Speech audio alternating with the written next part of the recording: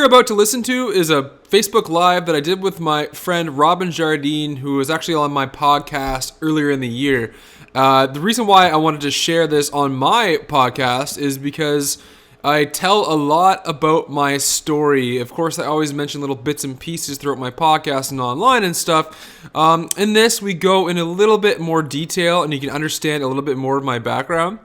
Now, it goes way deeper than this. I mean, there's 1,000 subtopics I can go into, and there's also like I could totally dive deeper into each thing I talked about in this conversation that we had, which I will be talking more about in future content that I release, whether it's podcasts or books or blogs or you name it, because I really believe that our test becomes our testimony.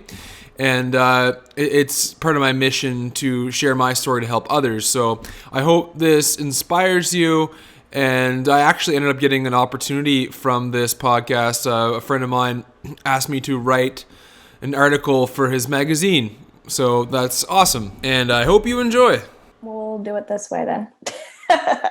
So my name is Robin, and I own Robin's Healing. It's actually 111 as we speak, and it's Remembrance Day, which is amazing. So happy Remembrance Day to everyone. Absolutely.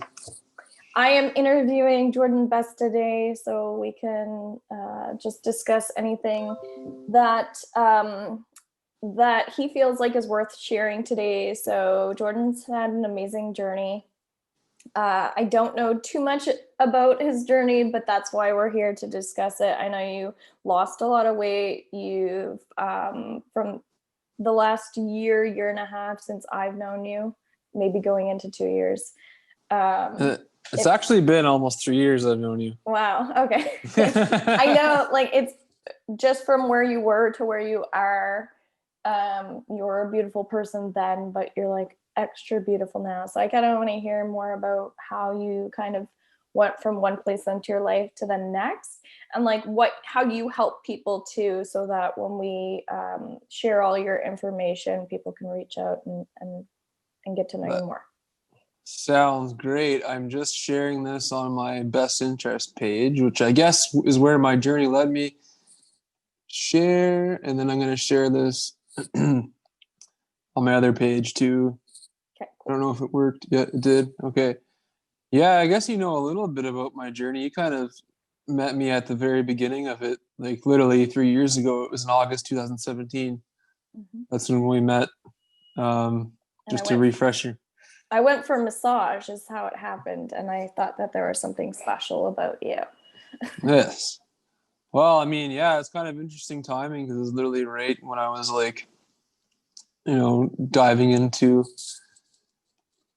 the whole new me, I guess. And I'll get into that in a second. I'm just focused on sharing this to my group or to my page.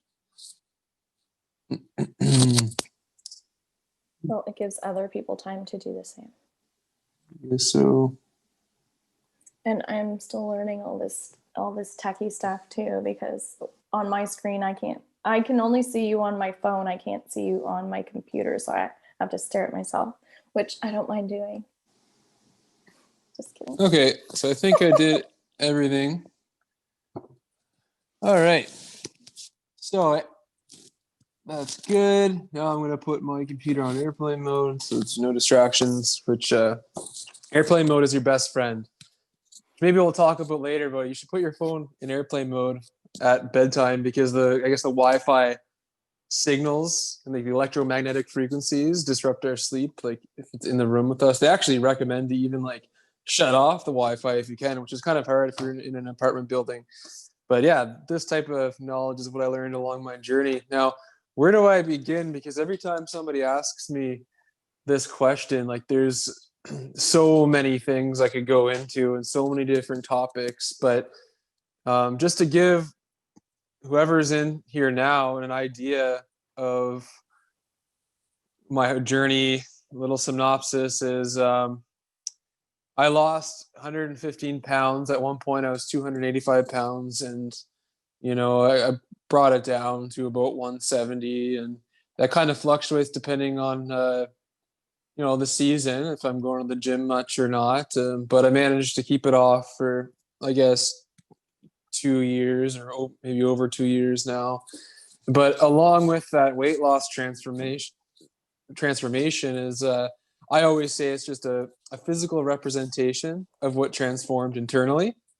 So there's a whole lot of things that changed other than my weight loss. In fact, it was because of those things changed that it reflected in my weight loss. And I tell people all the time, I was actually telling somebody today, like, when I started to lose my weight, like I think the weight was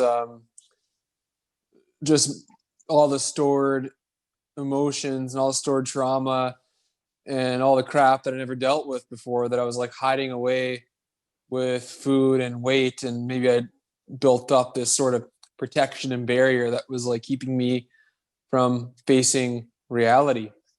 So, and I get the question I get asked most often, because it's a common thing in the Western world for people want to know how to lose weight, because unfortunately society brings us to these detrimental ways of living and eating, and kind of supports these bad habits and behaviors. And whenever somebody asks me that, I'm like, I kind of wipe my forehead. I'm like, where do I begin? Like,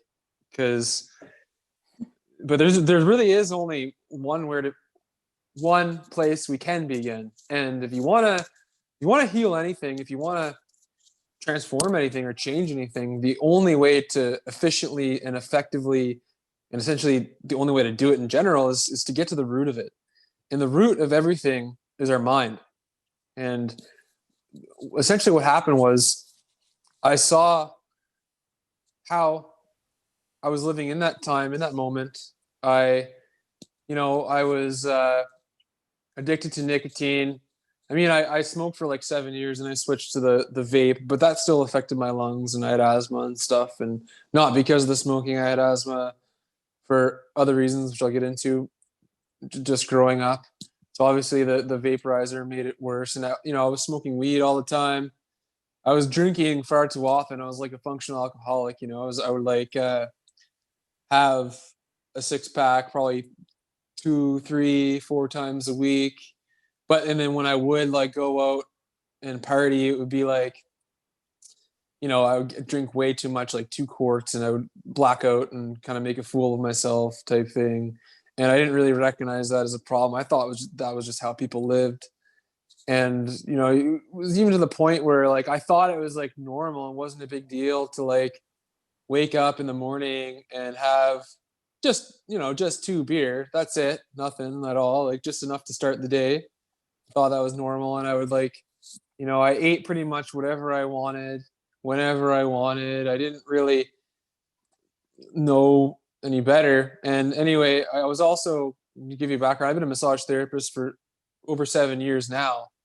And I was a massage therapist then. And, aside from all my problems, I was still like living a functional life. Like I was able to have some success as a massage therapist. I was working at Massage Attic at the time. This is before I had my own business. And I was doing pretty good there. And I have 3 kids as well. So, I was a good father, but not as good of a father as I could be, because, the more present we are with their children, which is all they demand for and all they really need, the better for us. And this is just to give you a background of where I was at the time. And I also had like, I struggle with, I got some pretty severe depression and anxiety. And, I was diagnosed with bipolar, ADHD, OCD, Tourette's, depression, whatever. I was on medication for all of that. I had all the symptoms for type 2 diabetes. I went to the doctor, and she gave me like blood work probably like 4 times. I never actually went, because another set of my problems at the time was I would procrastinate like literally like everything. And I would just ignore and procrastinate, and it just wasn't on the ball. I was disorganized. My room was the messiest room ever. Like just a mess. My car was the type of car there'd be Tim Hortons cups and garbages up to your knees when you got in it. And you know, I was always been like, I've always been like a sort of funny class clown, outgoing person. And that was like, back then I sort of used that as an escape to kind of face the reality of who I was or how I was living or anything. I kind of just used that as a coping mechanism, I guess. And I would use humor to distract myself and to distract others. And it would hide my inner anxieties and insecurities. I lack confidence and stuff. I had like skin problems. I had rosacea. I had, bouts of psoriasis and eczema and stuff. And I ended up injuring myself in I tore my ACL. I'm in a band too. And my band is called Short for Arthur. If you were to look us up, we have a couple of songs on Spotify, and we just released a music video too. And we have some more in the works that are soon to be released. But anyway, one day it was the last song of the night, and it was like literally, I think towards the end of the song too. And I was at Five Bridges in Riverview, if anybody's ever been there before. And I was on the stage. I think it was one of the only times they had a full band play there, actually. But anyway, I jumped off the stage with the microphone, and I had been drinking too much, and I was also 285 pounds or around there. So of course, when I landed, my knee just totally gave out, and I had injury there. And then I think before then, a year before, months before, I dislocated my shoulder, and then since then I've dislocated it multiple times, and I've also re-injured both knees a couple times. But it ended up being multiple tears, and the most severe one was the complete ACL tear. And I think part of that was because of my nutrition, on top of the weight, and on top of my stupid decisions of drinking too much and using alcohol as a coping mechanism, or what I like to call a social lubricant.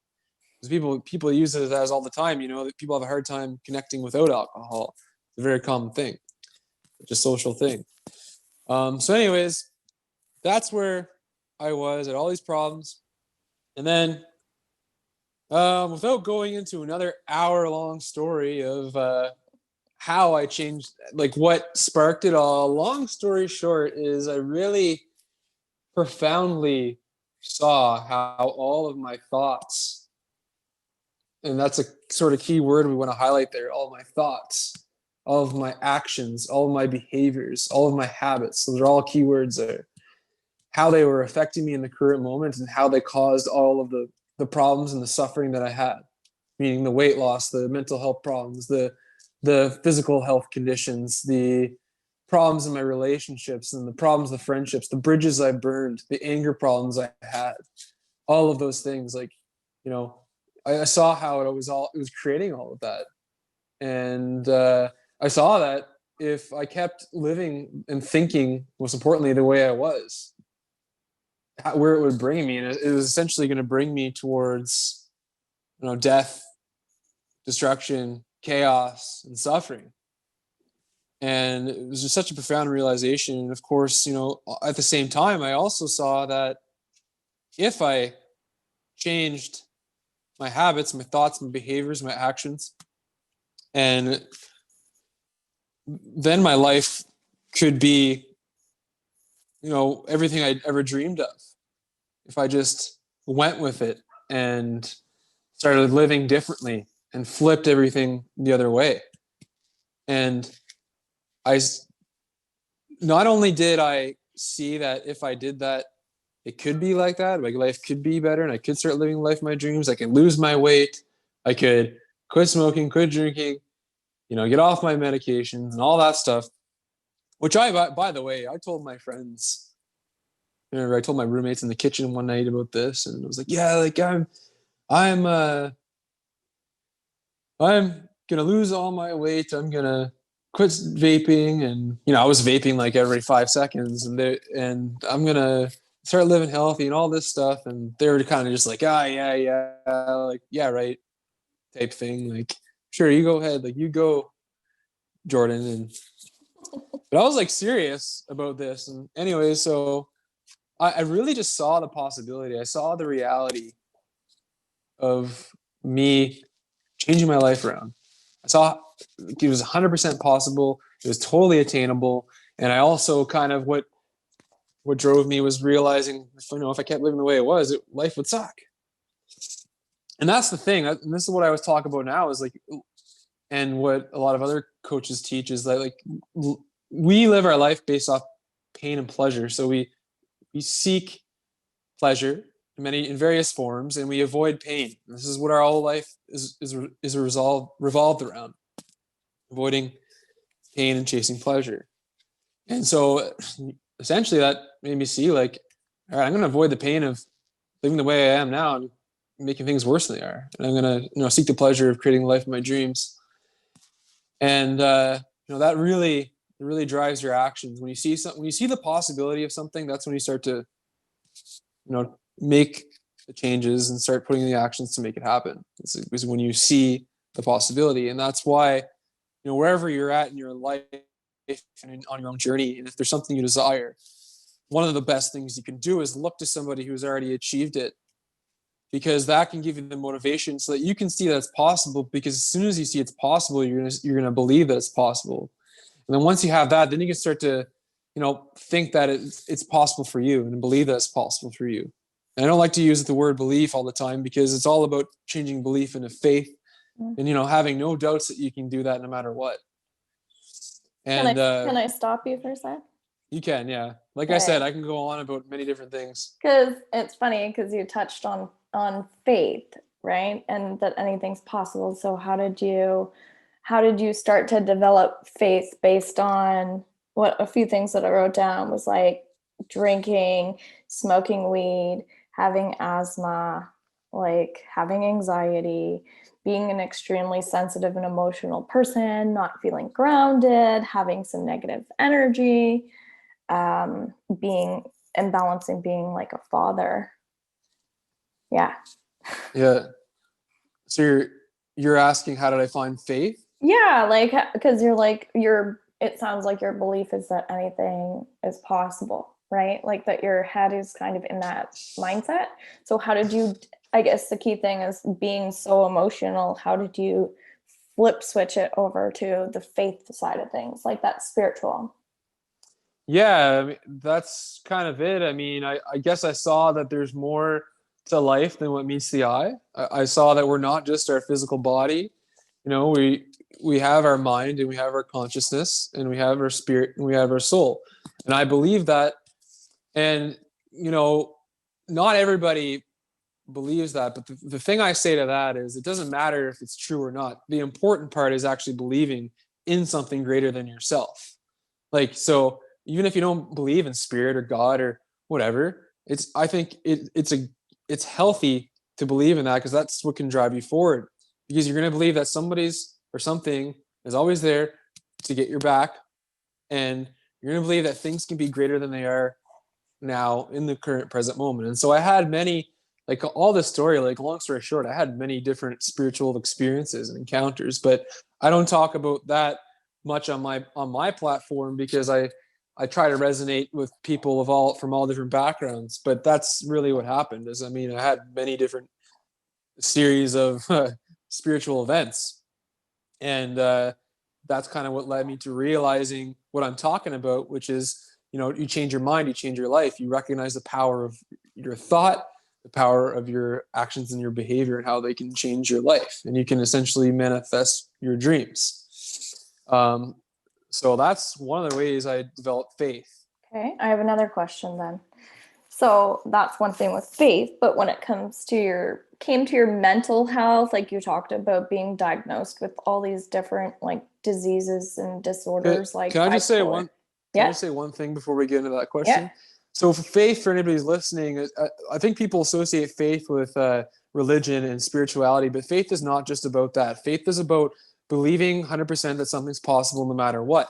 If you use religion and spirituality, that's great. But Michael Phelps used faith. I love using Michael Phelps as an analogy, because he's like the number one swimmer, but he always like visualized his gold medals, and he had faith that he would achieve them no matter what.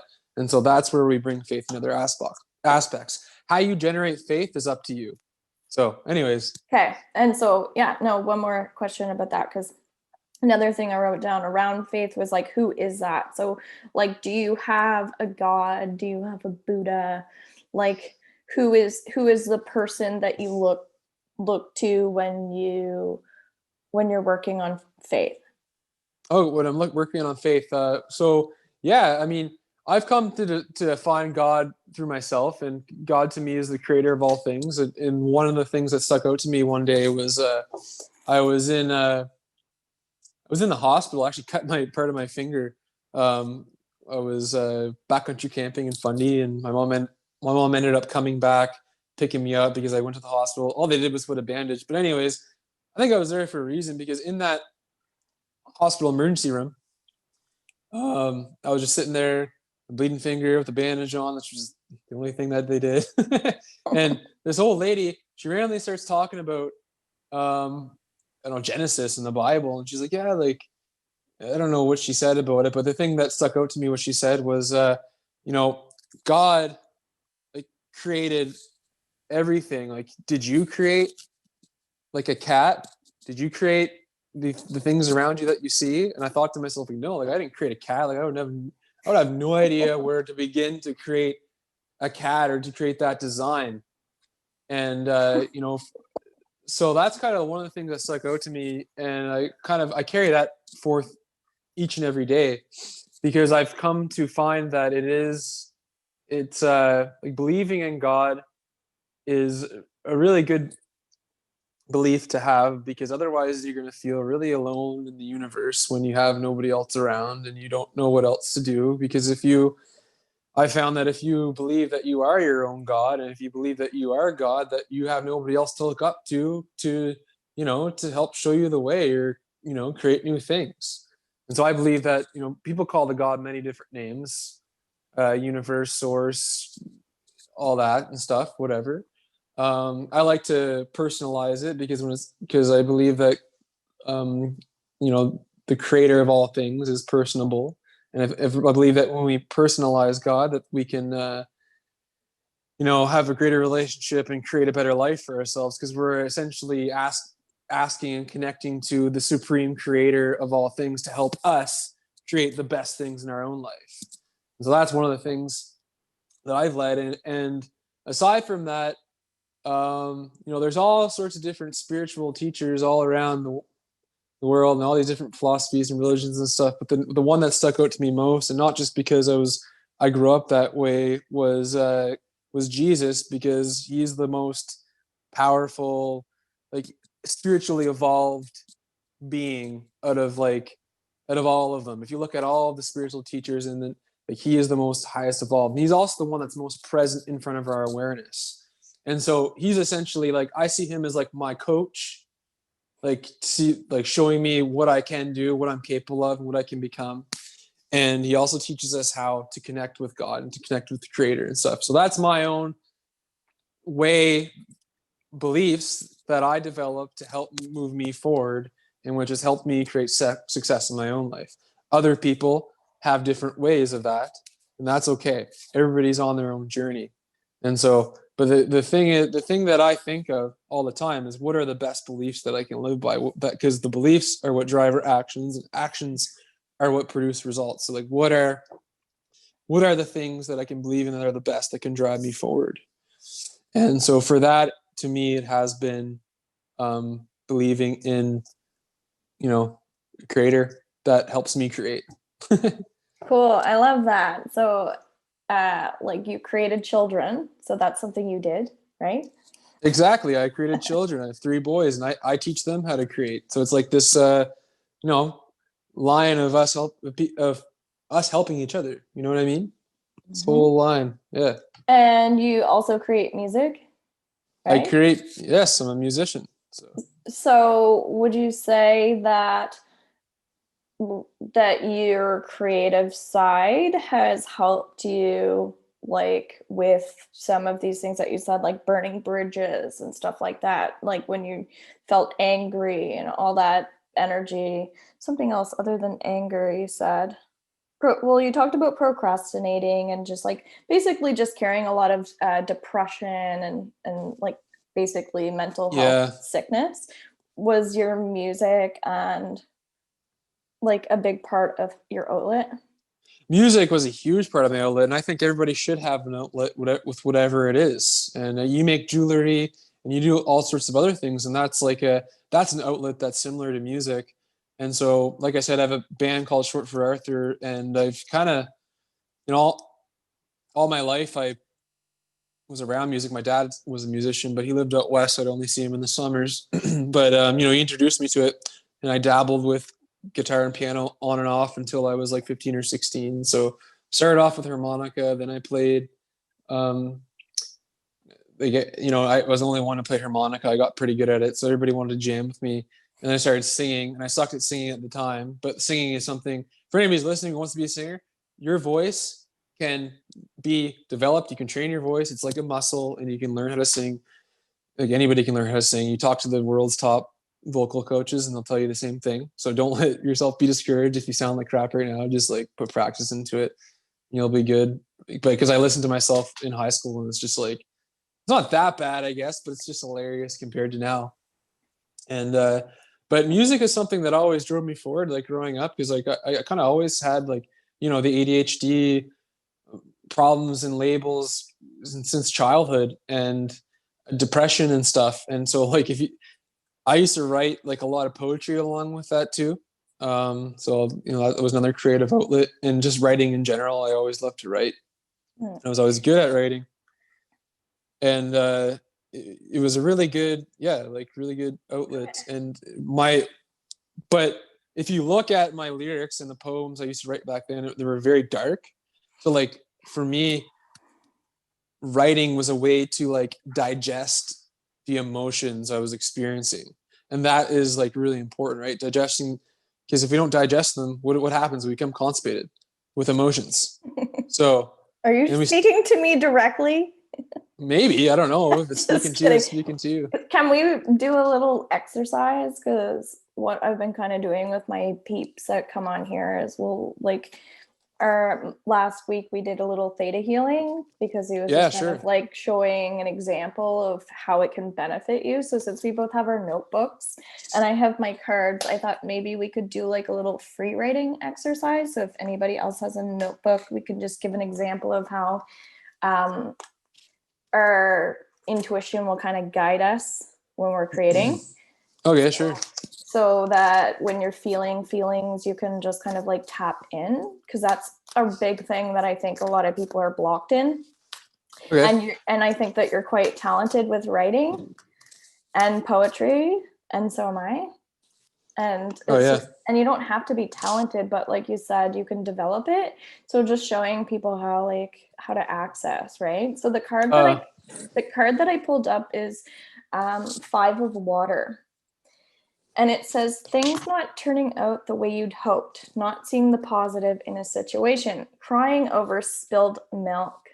And I always look at this card as a form of regret and how people can like, is your cup half full or is it half empty? Right? Because you talked about your mindset and yeah. how you transformed your mindset. I know you get out in nature and do things like that, but writing is a great way to transform quickly, right? Like inside of the house. So maybe we can just do a quick little free write on anything that comes up for you around Sure. the Five of Water and just allow it to come out and we'll share. Cool.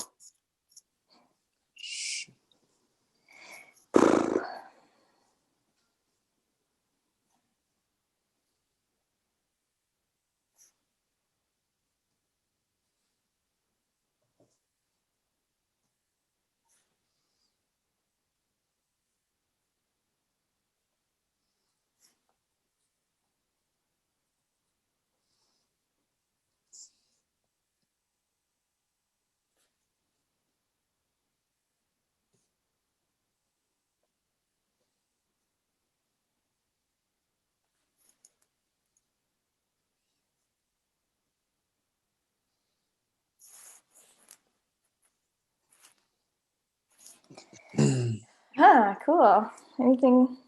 You good? Yeah. So All right. what I got is trust that you love yourself.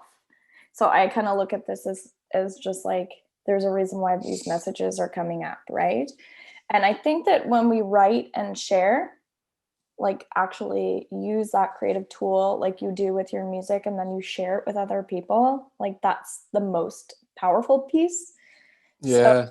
um, God Share has a your creations. yeah, God, exactly. That's what you have them for. God has a plan because you were here and as a result have owned plenty. It's time to own. So kind of weird, but I look at that as like owning things, and ownership to me is really important. Like you were talking a little bit about accountability and discipline and how you procrastinated on everything. So Yeah. I see that as like when you can accept where you are, that's when everything changes. So it's time. The message was it's time for that to start accepting where we're at, because so many people make so many excuses and why they can't do something now. Because there's always going to be a reason why you can't, but Yeah. it's finding all the reasons why you can. So I kind of like that. So what did you come up with? I got a few things here. So at first, I think I wrote down was learning how to swim better, and so this to me it means there's things in the past that we wish we would have completed or Mhm. wish we'd gone back to or wish we'd done. And this is something called our unmet needs, and it's very important to meet our unmet needs. And if there's always something that keeps coming back and being like, you should do this, you should do this, you should do this, well, you probably should. For me, it's not just learning how to swim better because I want to be able like a really good swimmer so that I can go surfing someday or something like that. And but it's like it's also just learning new things in general and stepping outside my comfort zone. So the second thing I wrote was building an unsinkable boat. So, which is, I think it's just like, I think that's more metaphorical. It's like building a foundation of something it's going to bring you somewhere that's going to be unsinkable. So Mm, the foundation to our soil is what's going to determine the size of our fruits that we get when we grow them. And so I think that's very important. So building the foundations within ourselves, it starts with our mind, and our habits, and we can create it so it's unsinkable, and so that we're resilient, and so that we bounce back if we do encounter areas of turmoil and stress, right? mhm. Because if you're on a boat, the storms are inevitable and all like the treacheries of nature. But if you have a strong boat, you don't need to worry about it. And so that's the same with our bodies and our minds. The third thing I wrote was tears of laughter. So I think finding opportunities to create laughter and comedy is really good, whether that's watching comedy or laughing with friends or not taking life so seriously. Because for me, like I never took life seriously at all, like ever. And then all of a sudden I became like too serious and like too spiritual. And then now I'm kind of finding my way back to laughter again and to comedy, which I'm actually going to create a comedy series here on YouTube soon. I just have to start filming. Start now, right? No excuses. The fourth thing I wrote was animal connection. So, connecting with animals and using them as therapy and loving them and appreciating them and stuff. And, gathering with family. So if you don't gather with your family on a regular basis, you should be the one that organizes things because somebody's got to step up to the plate. And that's all I got. I love that. I love the initiative part and what you're saying about family, because a lot of times like family dynamics are complicated. Like you mentioned your mother, you mentioned your father, it just happens to come up in pretty much every session I do. Um, and it feels like there's always that blaming energy with family, right? We blame this person didn't do this, or whatever, they're this way, and it's always like Yeah. there's always a mirror with family, and the family that you chose when you came into this world, you chose them. I believe that. and they're there to show you lessons, just like the partner that you choose in this life, right? They're your best teachers. So I love that you're touching on like Yeah. initiating more connection to the family, because often what people will start doing is pushing the family away, when what we want to do is invite them in so that we can understand what we need to change, not what they need to change. Right. Yeah, and I think that ties along with my story. You know, I had a lot of anger inside of me, and I burned a lot of bridges because of it, and with family too. And in fact, I went years where I didn't speak with certain members of my family, and I had to swallow my pride, and it takes humility and courage, and facing and owning up to what you've done, and being able to apologize to them and asking for forgiveness. Like, that's such a powerful thing, because I believe that no matter what bridges are burned, you can build them back if you swallow the pride and develop courage and compassion, and like just own up to it and go do it. And you got to start somewhere. It might not be instantly healed, but you got to kind of rebuild it. And even though I went years back, I apologize. It's still each day it's building better and better and better each time I see those family members, even if it's only a few times a year. So that's a good important part.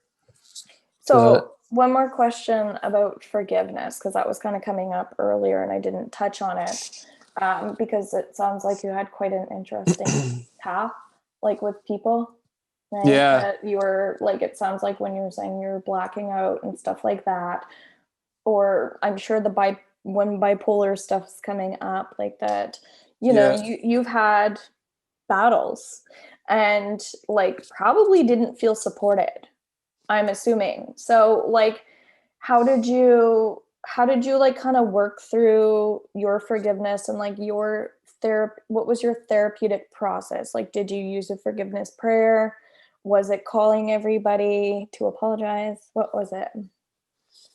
Um, well, I think the first things first is, in order to forgive others, we have to first forgive ourselves, because everything starts with us. We have to take responsibility, even if like somebody does wrong with you. I mean, we have to take our ownership of us, even just the fact that we're there. Just forgive ourselves and let go of that shame and guilt. And yeah, I mean, if you're able, if the person's still alive and you have contact, I think you should forgive them, or apologize to them or whatever. Just call them right up and just do it, regardless of what their response is, because it's not for them, it's for you. Forgiveness sets you free, and forgiveness is what sets you free from anger and resentment, and those are all walls and barriers that hold us back from moving forward. But yeah, like, I mean, I would say prayers and stuff, and in my own way, and I would kind of just reiterate them all the time. And Mm. if I just I Sorry, go ahead. no, go ahead. Well, I just started working with the Honoponopono prayer. Yeah. Oh You yeah, know I that know one? Ho'oponopono. Yeah, I think And that's a really good one. it's something that I bring into my daily practice. So that's why I was asking, Mhm. what you've done, because it's new to me, but I'm finding it so magical. So I'm almost like, and in my yoga training, one thing we learned is to invite your demons in for tea. So like, as I was saying with family, it's not pushing the bad away, it's inviting the bad in so that we can, like you said, do the forgiveness work. So I will then start to kind of say, thank you, I am sorry, I love you, I forgive you. So yes, it's for me, but it's also like kind of just like sometimes sent out to certain people, right? So it's like I kind of encourage myself to have these experiences. And as a writer yourself, you probably live your life not in a normal way. Like you probably go out of your way to invite the bad in so that you can have these experiences. Would you agree with that? Yeah, That's exactly what I talk about in my own words. Like I always say, like you have to face it in order to change it. Like you have to be able to like stare at your demons in the eye and like not be afraid of them and like conquer them and conquer your fears, conquer the things you're afraid of, conquer the um, things that you've been hiding for a really long time and just like stare at them in the face because that's the only way that you can change them is when you like look at them, accept them, and forgive them if you can, or say sorry if it's relevant, and then you have to start to think about what you do want and what you want to replace it with, and all the good things you want to replace it with. But Ho'oponopono is like that's actually one of the fundamentals to what helped me change too. Is finding accepting responsibility within all negative things that occur in your life, because that it makes you feel better and it makes you feel like more empowered, I guess. Because so the idea behind Ho'oponopono, for anybody who doesn't know, is without going into a big story about it, it's basically if we hear of somebody who got stabbed in the news, for example, because we heard about it, because it's in our awareness and because we're all connected, that our consciousness or our spirit played some role in that. And so we accept our small role of responsibility in that. And because of that, we just say, sorry, I did that. Please forgive me for doing so. Thank you for the healing I received today. And I love you. And that kind of just like sets you free from feeling maybe a negative emotion towards that thing that we heard. And some can even go further and just truly believe that they did play a big part in that, which is okay. So that's kind of the background of Ho'oponopono. So I think that stuff's good. And it kind of like that Ho'oponopono thing, it also resonated with the, teachings and beliefs I was brought up with, which was, like family would always teach me to ask for forgiveness from God and to like, say sorry and stuff and repent or whatever. I don't feel like you need to do it in the ways that they taught me, but I think like it's good to just be authentic and speak yourself, and to be able to tell others what you've done wrong, and ask for forgiveness, even if you just tell your friends that you messed up. I love that, because it's everything we've been talking about the entire time feels like about accountability, and just like taking a little bit more accountability for your actions instead of projecting energy onto other people. And I think that in the stressed out world that we live in today, especially, I know I'm getting very like triggered watching movies and stuff on Remembrance Day, because my grandfather had PTSD, and my other grandfather was in the war, and he was in the sky as a pilot, so he didn't have like injuries or things like that, but the other one did. And you were talking about alcohol abuse and self-medicating and stuff. So it brings up a lot of energy. So I find that it's all how we like react to stress, right? And the stories that we're telling ourselves all the time, when really, like you said, it's your thought process, and all of these thoughts that are constantly going through people's minds on a daily basis. And I think a lot of people are naturally very reactive, like because they're not doing all of these practices that you were talking about with self-discipline, whether it's whatever, nutrition, exercise, taking a long walk on the beach, right? Like making love to your partner, whatever it is, it's just taking the time to do it. Do you agree that it's like people don't take time for themselves anymore? Yeah, I think just as much as we need to work out, we also need to work in, which means taking time for ourselves and doing the things we need to restore. So, massage therapy is one of them, because it's one of the very few things where we're letting somebody 100% take care of us for an hour. Doing little things that make you happy. For me, it's mountain biking or music or whatever else. So I think that's one thing. And also I wanted to say, like, you know, for accountability, like that is a big part of everything. Because if you're not holding yourself accountable for your life, and then you're living in a mentality, a victim mindset, and the victim mindset is the lack of control. So that means that essentially your power has been taken away, or you've given it away, and you don't want that. You don't want to give your power away. You want to recognize your own power and your infinite potential, and you want to implement it in your own life.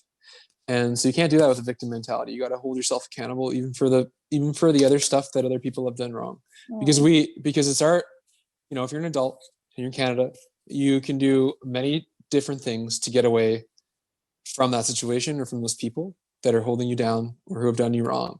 The ball is in your court, and it's up to you to shoot. Shoot for the moon. Even if you miss, you'll land upon the stars, right? I love that. So how would you encourage people, because like moving forward from all the crap in people's lives these days that we're living in with election stuff and COVID and all that stuff, like when it comes to a couple of things we touched on was like getting out of your comfort zone. And because that's like the scariest thing for people, is just maybe they're used to like running around with their head cut off all the time, right? Like go, go, go mode, that taking time for themselves is uncomfortable, because that's a real thing for some people.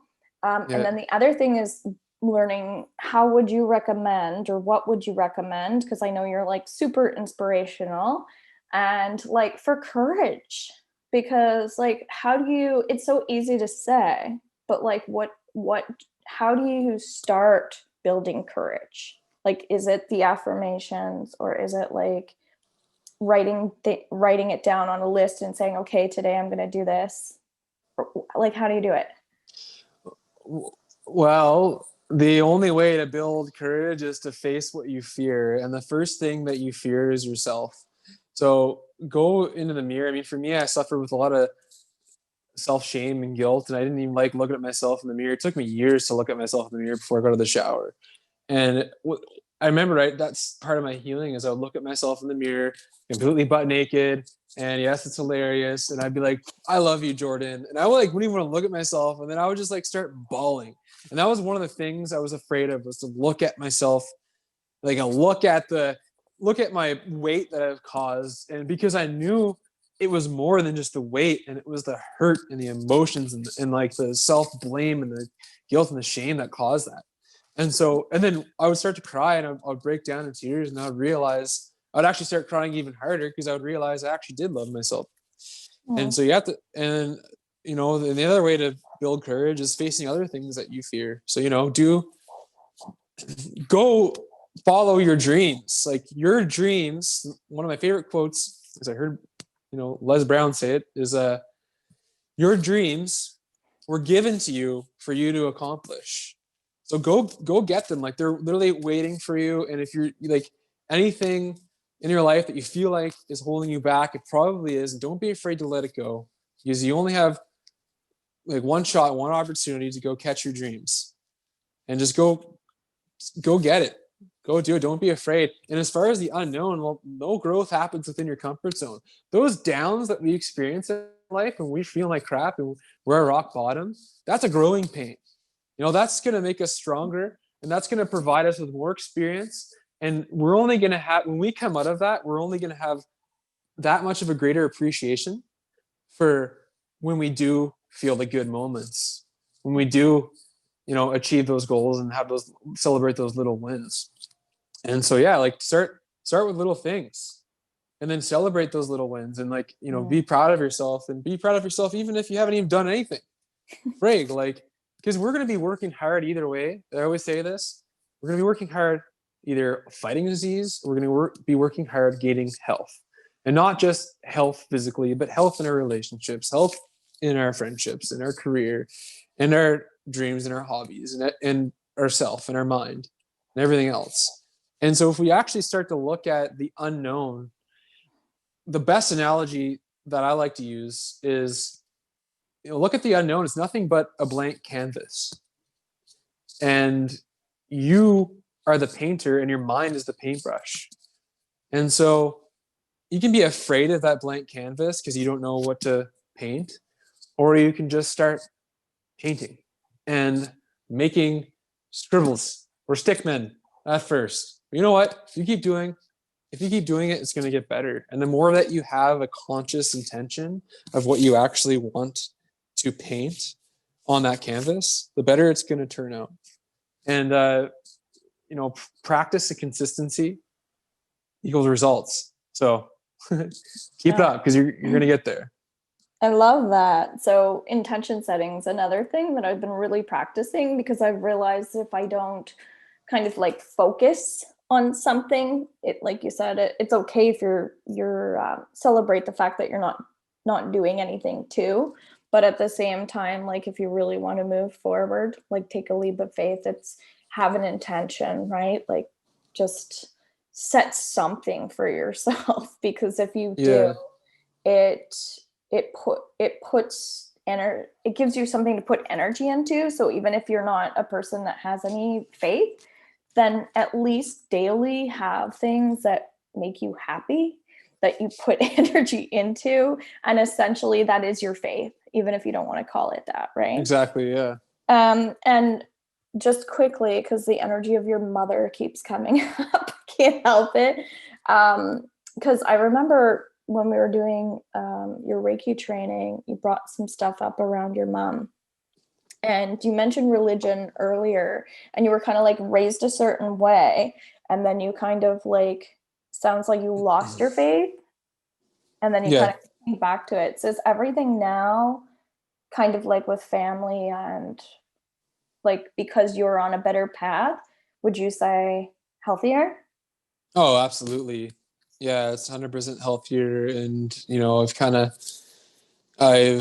I've learned a lot of things along the way, and I kind of implement that in with not just the relationships with my mom, but, other family members and friends too. So you kind of learn how to get along more and how to, respect each other's beliefs.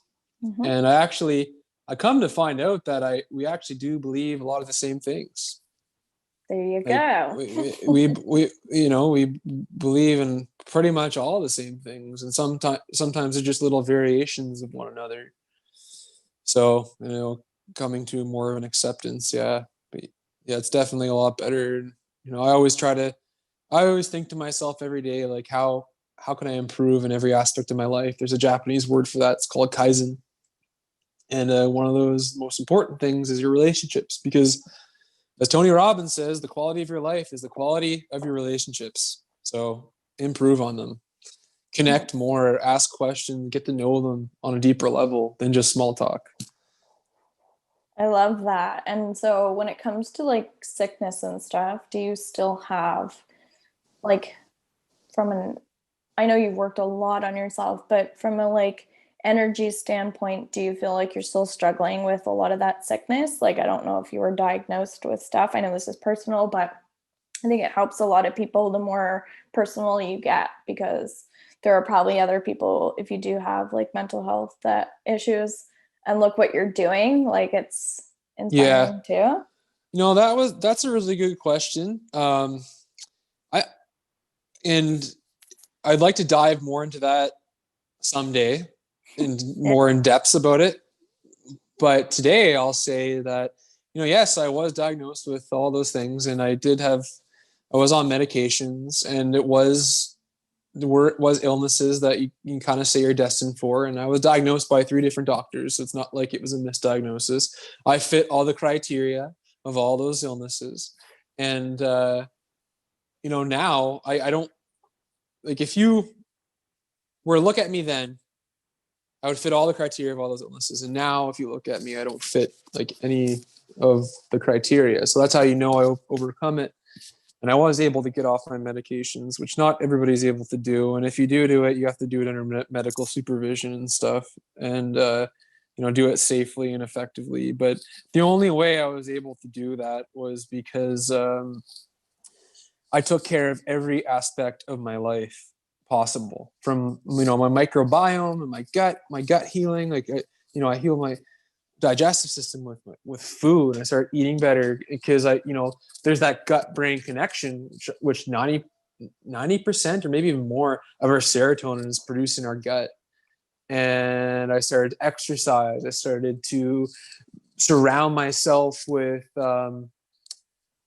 better people. And just like creating better friendships and relationships in general. I started living with a purpose, and I had a mission to help other people, transform their lives and become better. And I was finally happy, and I wanted other people to feel the same way. I started like living the life I love and diving more into the music and my creative passions and stuff, and essentially trying to be the best version of myself. Which, if you look at the Maslow's hierarchy of needs, actually, if anybody wants to look at it, I wrote an article called "What Does It Take to Be Happy?" And it's, if you go on my Instagram or on my Linktree link, you'll see the link to that.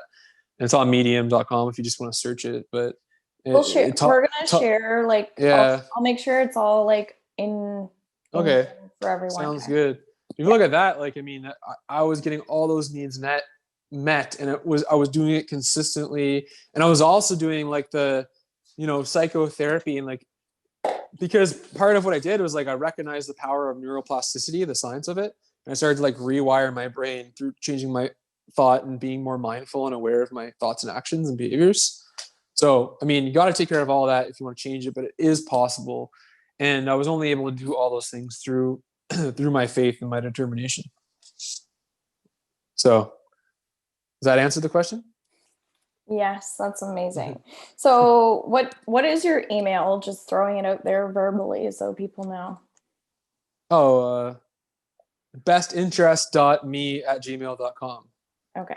And your best interest, I'm just curious because I don't know, because I get caught up in myself sometimes, and that's why I'm getting into these interviews. And at 2:30, if you go onto Robin's Healing, I'm going to be doing Ask Questions. So I'm going to be doing readings on there. So you can also hop on, and if you have a question you want an answer to. But when it comes to like your best interest radio, how do people access that? So Best Interest Radio is my podcast that I started. I have 11 episodes up now. I'm about to release one tomorrow, actually, which is really interesting. It's going to be on the education system and how education is everyone's business, and is through a very inspiring teacher, Stuart Murray, who ended up creating his own job where he helped a lot of troubled students kind of improved what was possible. So check that out. You were on my podcast, Robin, and I love having a podcast because like you said, like, you get to know more about people and what they do, and you get a closer lens, greater look at things.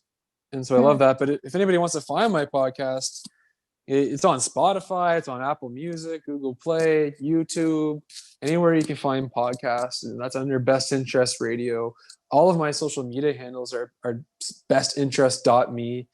My website's being created right now. That'll be bestinterest.me too. So, but yeah, I created Best Interest because I want to help others, do their best so they can become their best. And, if they start to live a life that's in their own best interest, it's really what's in all of our best interest. And that's really what I really want to do, is contribute to creating a world that's in all of our best interest by, inspiring people, informing them, giving them knowledge and wisdom and everything they can so that they can transform their own life and become the best version of themselves and live a life in their own best interest. And, it goes down to that classic saying, like, if you want to change the world, it starts with you. And all you need to worry about is yourself, because if you change yourself, then you start to impact those around you, and it'll just spread across the world. So there's that. I love this. It's like so amazing. You are amazing. Thank you. So are you like I just started coaching myself, but what would you call your sessions and stuff like that? And you're welcome. Well, because I've transformed so many different things in my life, I learned a lot about how to transform things. So I can help people with, the number one thing that I present myself as is weight loss, because it's a good visual representation for people to see, and it's a common issue that people have. But like I said, it's a physical representation of what transform internally. So, we end up helping a lot of other things, a lot more other things. I can help people just gain inspiration, just like, life coaching, mindset coaching, achieving their dreams, creating more income for themselves, um, starting a business. It could be literally anything. Like I could even, I'm a massage therapist, so I could even help people with exercises and programs and stuff, and nutrition and biohacks and all these different things. So that's kind of like, it fits under the umbrella of my coaching. I do one-on-one stuff. I'm only working with one person right now because I'm just kind of starting, but ultimately I want to work with groups of people. So I'm creating an ebook right now called How to Lose 100 Pounds Using Only Your Mind. Wow. Yeah. So that's going to be up all everywhere. And I'm going to have, can create some like courses and stuff to go along with that. So yeah, I want to do more of that and, help people in every way that I possibly can. Because I've been a massage therapist for 7 years, and I always say, like, I want to help more than one person in 1 hour. So that's why I created the online platform, Best Interest. Something tells me that you're going to go like really, really, really far with your, like, just with the platforms that you have now. So if that's all you do, I feel like you'll still succeed with that too. I just get that vibe because these days on social media, like, a lot of people are still fearful to be around other people in the public. I'm sure that's affected your massage therapy a little bit, but it's like the fact that you're out there and doing stuff like this, something tells me like people are naturally going to be attracted to you. So I don't really think you're going to have to work that hard. Well, if you love what you do, you'll never have to work a day in your life. Yeah. And of course, I want to, part of this, my dream is to, get this going and kind of develop it to have a life of its own, so I can focus on my music, because that's what I really love. And I just want to, ultimately, I want to play every time I play music live, I want to play for a better world. If I can contribute to that, the better. The secret of living is giving. The more we give selflessly, the more we can cultivate, selfless, compassionate giving and caring, the better we're going to feel, because giving is receiving. And, just love one another, love others as you love yourself, and be the best version of you. It's okay to mess up. We're on earth. We're going to mess up. That's good. We got to be here to support each other. And I think everybody should do something to help others in whatever way they can. Some people, it's different things, but because if you do anything, whatever it is, if you help that one person in a crowd of like 1,000, your job's done. Because that one person is going to be impacted, and they're going to start making impact in their own life. So, and it just spreads. So don't be afraid. Just go for it. Whatever it is. Because one thing I want to add to is, I need to drink water before I say this. So if you think about it this way, everybody's working, everybody has a job. Most people do, I guess. And what are we doing? We're providing a service for others. If we're providing a service for others, we got to stop looking at it as us being slaves for others. We got to see it as doing good for others, And a lot of people have a limiting belief towards rich people that, oh, they're rich, they suck, or whatever it is that they think about rich people. But the fact is, these people got rich because they're providing a valuable service to others. They're providing value in other people's lives. And that's actually what we're doing. Even if you're working at Tim Hortons, you're providing value in somebody's life. Even though I don't agree with Tim Hortons food, you're still giving value to somebody because you're making them happy for that moment. You're providing them a service. You're working at a convenience store. You're providing. And of course, we all learned this through COVID, our essential workers are the most valuable of them all. The people who work at the grocery store, even if you just work at a grocery store, you're not just working at a grocery store, because you're necessary and you're valuable and you're appreciated and you're just because I'm a massage therapist and I have an online platform and I'm in a band and stuff does not make me better than anybody else. I'm just as good as the gas station worker or the person at the grocery store. We're just providing different services of value. But the more we can do something that we're passionate about, and the more we can provide something of value that we're passionate about, we are fulfilling our role, which I believe we all have our own role that we're born with, and we have to follow that. Like I said, our dream was created for us to accomplish. It was given to us. So you got to go do it. Just as like the bees have their own role of pollinating the flowers. Ants have their own role. Like all the animals in the world, they all have their own role, and they all play a part in this harmonious system. So do each and every one of us. That's why we all have different passions and talents. So just go for it. I love that. Okay, so let's end here. Thank you so much for providing all of this knowledge. Something tells me that the people that are watching are meant to watch because they're going to get a lot. And even just doing that writing exercise is going to give somebody something to at least focus on if they're feeling really kind of like stuck with how to move forward. Right? Yeah, that was a really good writing exercise. And hopefully everybody takes the time to share, because Jordan is amazing and he's worth just like listening to the podcast, right? It's free. It's just like getting more knowledge and information, and just like at least following and being supportive will be transformative too. So whatever you choose to do, just reach out to him, and I'm gonna put all of his information in this. So I'll do that in the next couple minutes when we get off here.